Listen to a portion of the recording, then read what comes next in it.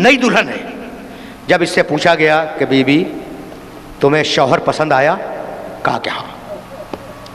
कहा बीबी तुम्हें तुम्हारे शौहर का घर पसंद आया, कहा कि हाँ घर तो बहुत अच्छा है, लेकिन इस घर में एक कमी है।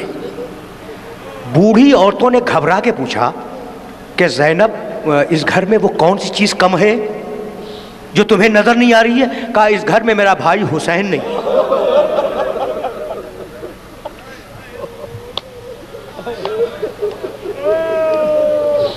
बस मेरे अजीज़ों, मेरे दोस्तों, तकरीर इस मरहले पर ख़त्म हो रही है।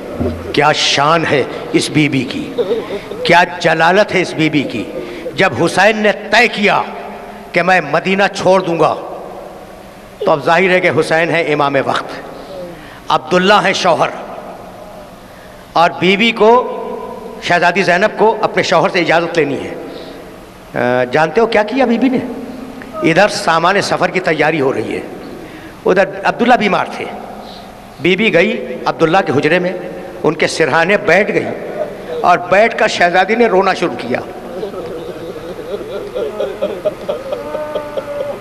अब्दुल्ला ने कहा शहजादी तुम गिरिया क्यों कर रही हो? कहा अब्दुल्ला तुम्हें तो मालूम है ना कि मेरा भाई आज मदीना छोड़ के जा रहा है। कहा हाँ मुझे मालूम है। तो कहा अब्दुल्ला तुम जानते हो कि अगर तुमने मुझे साथ जाने की इजाजत न दी तो मदीने में दो काम एक वक्त में होंगे। कहा बीबी वो दो काम क्या है? कहा उधर भाई का काफिला मदीने से निकलेगा, इधर ज़ैनब का जनाजा घर से निकलेगा।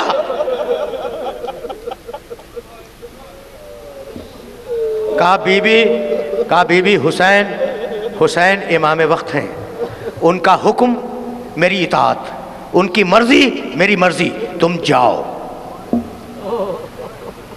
सुन लिया ना तुमने, बड़े आराम और बड़े इत्मीनान के साथ।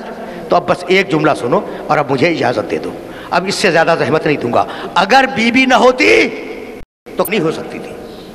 हुसैन ने फैसला किया मक्के और मदीने का, और इस शहजादी ने फैसला किया कूफे का और दमिश्क का। जब बीबी खुतबा देकर इब्ने ज़ियाद के दरबार में आई तो सारी बीबियां सामने थी, शहजादी ज़ैनब उनकी पूछ पे थी। दो जुमले सुनो, मुझे इजाजत दे दो।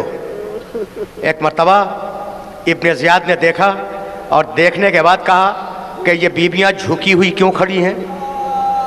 कहा अमीर